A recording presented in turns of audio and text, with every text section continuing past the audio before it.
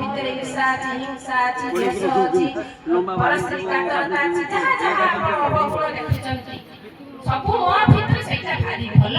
ମୋ ସାମ୍ନାର ମଣିଷ ପାଖରୁ ମୋର ପ୍ରକୃତି ଦରକାର, କିନ୍ତୁ ମୋ ପାଖରେ ମୋର ବିକୃତିକୁ ମୁଁ ସଜେଇକି ରଖିବା ଦରକାର। ଏଟା ଆମ ପ୍ରତ୍ୟେକ ମଣିଷଙ୍କର ଗୋଟେ ସ୍ୱଭାବ। ଆମେ କେହି କାହାକୁ ଦୋଷ ଦେଇପାରିବା ନାହିଁ। ମୁଁ ଭାବୁଛି ମୋ ସାମ୍ନାର ମଣିଷଟା ମୋର ଚାଲାକି ଧରି ପାରୁନାହିଁ, ମୋ ସାମ୍ନାର ମଣିଷଟା ଭାବୁଛି ଇଏ ବୋଧହୁଏ ମୋର ଚାଲାକି ଧରି ପାରୁନାହିଁ। କିନ୍ତୁ ଯଦି ବି ଆପଣ ଈଶ୍ୱର ଭିତରେ ଦେଖୁଛନ୍ତି ବା ବାହାରେ ଦେଖୁଛନ୍ତି, ଦୁଇଟା ତ କଥା। କିଏ କହୁଛି ଈଶ୍ୱର ଭିତରେ ଅଛନ୍ତି, କିଏ କହୁଛନ୍ତି ଈଶ୍ୱର ବାହାରେ ଅଛନ୍ତି। ଈଶ୍ୱର ଯୋଉଠି ବି ଥାଆନ୍ତି, ଗୋଟିଏ ସତ୍ୟ ଆମେ ମାନିବା, ପ୍ରତି କ୍ଷଣ ପ୍ରତ୍ୟେକ ଚିନ୍ତା ଚେତନା କର୍ମରେ ଈଶ୍ୱର ଆମକୁ ଦେଖୁଛନ୍ତି। ଆମର ପ୍ରତ୍ୟେକଟି କର୍ମର ସେ ମୁଖ ସାକ୍ଷୀ, ପ୍ରତ୍ୟେକଟି ଚିନ୍ତାର ସେ ମୁଖ ସାକ୍ଷୀ, ପ୍ରତ୍ୟେକଟି ଭାବନାର ସେ ମୁଖ ସାକ୍ଷୀ। ତେଣୁ ସିଏ କହୁଛନ୍ତି ଈଶ୍ୱର ତମେ ସେଇଦିନ ହେବ ଯୋଉଦିନ ତୁମେ ମଧ୍ୟ ତୁମ ପ୍ରକୃତି ସହିତ ବଞ୍ଚିବ, ତୁମେ ଯେ ସେଇ ସାଧାରଣ ମଣିଷ ହେଇକି ରହିବ, କାରଣ ତୁମେ ତୁମର ବିକୃତିକୁ ନିଜ ଭିତରେ ଜାବୁଡ଼ି ଧରିଛ। ତେଣୁ ବିକୃତିକୁ ଧରିଲେ ଏ ସଂସାରର ସମସ୍ତ ସଂସାରକୁ ଆଜି ଆଜ୍ଞା ମଣିଷ ଧ୍ୱଂସ କରୁଛି। ଆମେ ଚାରିପାଖେ ପ୍ରଦୂଷଣ ପ୍ରଦୂଷଣ ପ୍ରଦୂଷଣ ଚିତ୍କାର କରୁଛୁ।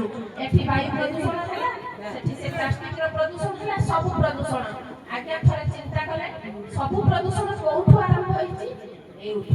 ଦେଖ ଗଛ ପାଚିଲା କଦଳୀ ଦଉଛି, କିନ୍ତୁ ସେ କଦଳୀକୁ ବିଷ ଭିତରେ କିଏ ପୁରଉଛି?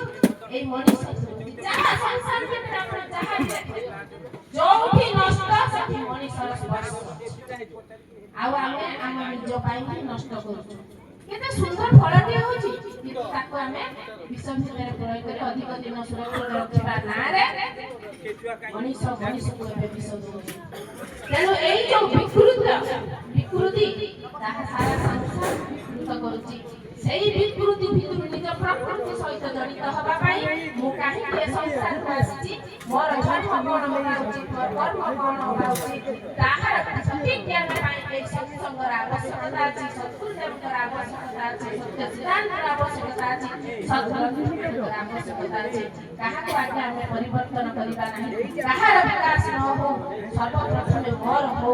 ମୁଁ ସୁଖ ମଙ୍ଗଳରେ ବଞ୍ଚିଲେ ଅନ୍ୟକୁ ସୁଖ ମଙ୍ଗଳରେ ବଞ୍ଚିବାର ସୁଯୋଗ ଦେଇପାରିବି। ତେବେ ଯାଇ ଆମ ଭିତରେ ଯଦି ଏ ପ୍ରକାର ପରିବର୍ତ୍ତନ ସୃଷ୍ଟି ହେବ, ଏ ଜ୍ଞାନ ଯୁଗକୁ ଆସିବାର ଆମର ଏଇ ଯୋଉ ସମୟ ବା ଶ୍ରମ ସାର୍ଥକ ହେବ। ତେଣୁ ଆମେ ଆସନ୍ତୁ ନିଜେ ନିଜର ବିକାଶ କଥା ଚିନ୍ତା କରିବା।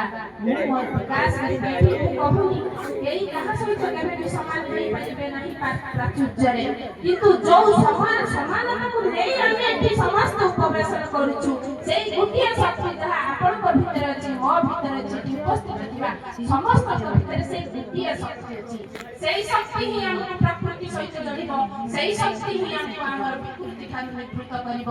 ସେଇ ଶକ୍ତିର ସଠିକ ପରିଚୟ ପାଇଁ, ତାର ସଠିକ ବିକାଶ କରିବା ପାଇଁ ଯୋଉ ଯୋଉ ମାର୍ଗର ଆବଶ୍ୟକତା ଅଛି, ସେଇ ମାର୍ଗକୁ ଆମେ ଯଦି ଆପଣେଇ ନେବା, ନିଶ୍ଚିତ ଭାବରେ ଆମର এই ମଣିଷ ଜନ୍ମ ସୁନ୍ଦର ହେବ, ସାର୍ଥକ ହେବ। ସୁନ୍ଦର ମଣିଷଟିଏ ହିଁ ସୁନ୍ଦର